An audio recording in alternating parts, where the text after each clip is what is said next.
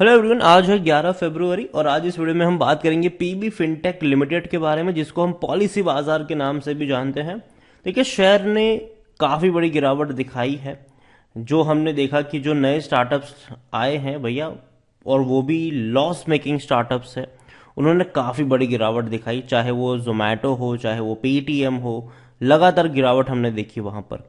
लेकिन जोमेटो के बाद, अगर जोमेटो के साथ अगर हम पेटीएम की बात करें, स्पेसिफिकली पेटीएम की बात करें, तो पेटीएम ने कुछ ऐसा किया कि स्टोरी धीरे धीरे चेंज होती अब नजर आ रही है।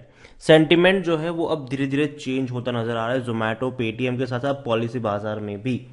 इनके भी Q3 के नतीजे आए हैं, जिसके बारे में हम बातचीत करेंगे। लेकिन उससे पहले अगर आपने अभी तक चैनल को सब्सक्राइब नहीं किया है तो प्लीज अभी इसे सब्सक्राइब कर लीजिए, क्योंकि आगे भी बहुत सारे वीडियोस हैं जो आपको काफी ज्यादा हेल्प करेंगे।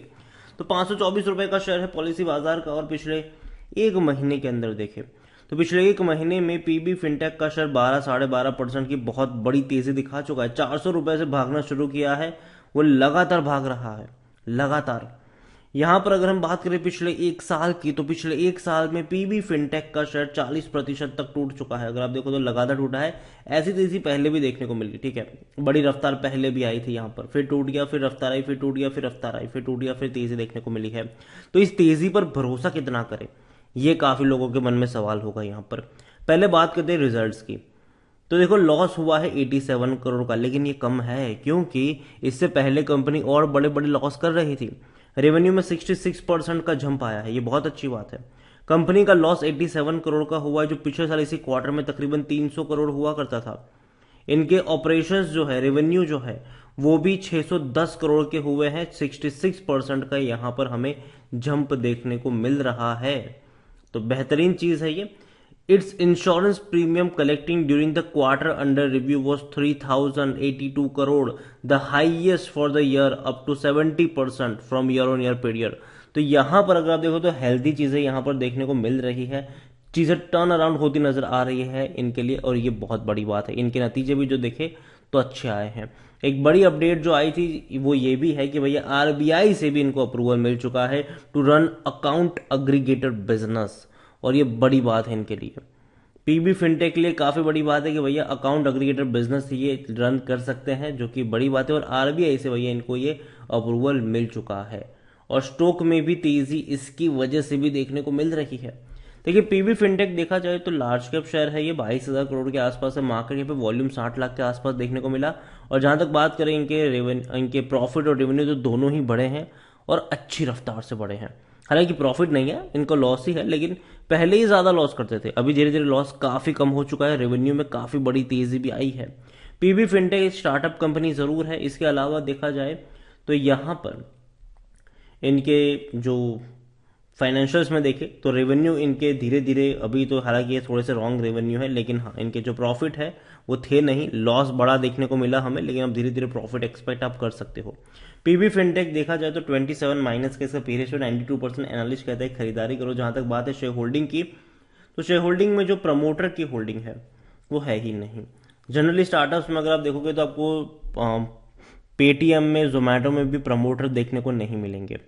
म्यूचुअल फंड के पास 8.06% की होल्डिंग है। डोमेस्टिक इंस्टीट्यूशन के पास 6.89% की होल्डिंग है। एफआईएस के पास 47.99% की होल्डिंग है। रिटेल के पास यहां पर 4.15% की होल्डिंग है। अदर पार्टीज के पास 32.91% की होल्डिंग देखने को मिल रही है।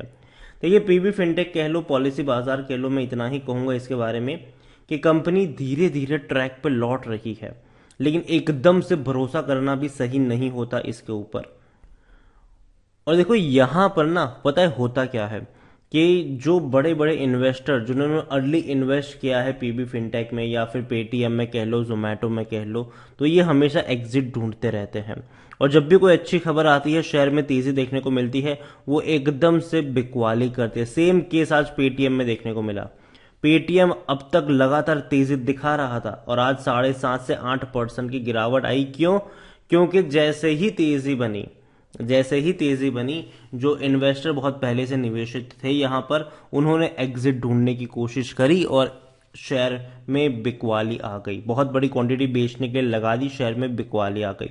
तो पीबी फिनटेक का शेयर डेफिनेटली अच्छी खासी रफ्तार पकड़ी है इसने, लेकिन मुझे हैरानी नहीं होगी कि अगर यहाँ से थोड़ा सा और बड़ा मूव दिखाता है और वहाँ से बिकवाली के ऑर्डर्स आ जाते हैं साथ में, तो उसमें कोई हैरानी वाली बात नहीं होगी, क्योंकि कई बार ऐसा होता है जिसको प्रिडिक्ट करना मुश्किल होता है। तो अगेन मैं कहूँगा कि कंपनी के नतीजे जो आए हैं वो एटलीस्ट एंकरेजिंग है, क्योंकि लॉस कम हो रहा है और उम्मीद करते हैं कि धीरे धीरे ये प्रॉफिट में कन्वर्ट हो।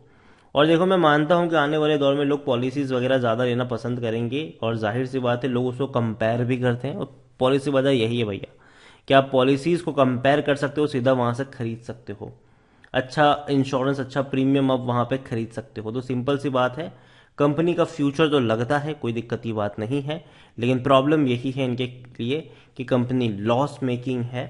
धीरे धीरे वक्त लगेगा इनको प्रॉफिट में आने में, लेकिन जैसे ही प्रॉफिट में आ जाएंगे चीज़ें अच्छी होती नजर आएगी। इवन नतीजे इनके एक बार धीरे धीरे सुधरना शुरू हुए, चीज़ें बेहतर होगी, जैसे हमें पेटीएम में देखने को मिला। पेटीएम में जैसे ही बेटा पॉजिटिव आ गए, बहुत बड़े बड़े हेडलाइंस चली, शहर में तेजी भी आ गई, लेकिन तेजी आई तो क्या हुआ भैया, कुछ इन्वेस्टर खड़े हो गए बेचने के लिए, और जिसने आज बड़ी गिरावट भी दिखाई है।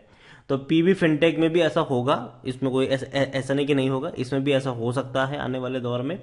लेकिन खरीदारी करी है तो बने रहिए। फ्रेश बाइंग की जहां तक बात है, मुझे लगता है कि जिस रफ्तार से ये भागा है ना, थोड़ा बहुत करेक्शन बीच बीच में आएगा। ऐसा नहीं कि यहां से जब भागेगा तो भागता रहेगा, ऐसा नहीं होगा।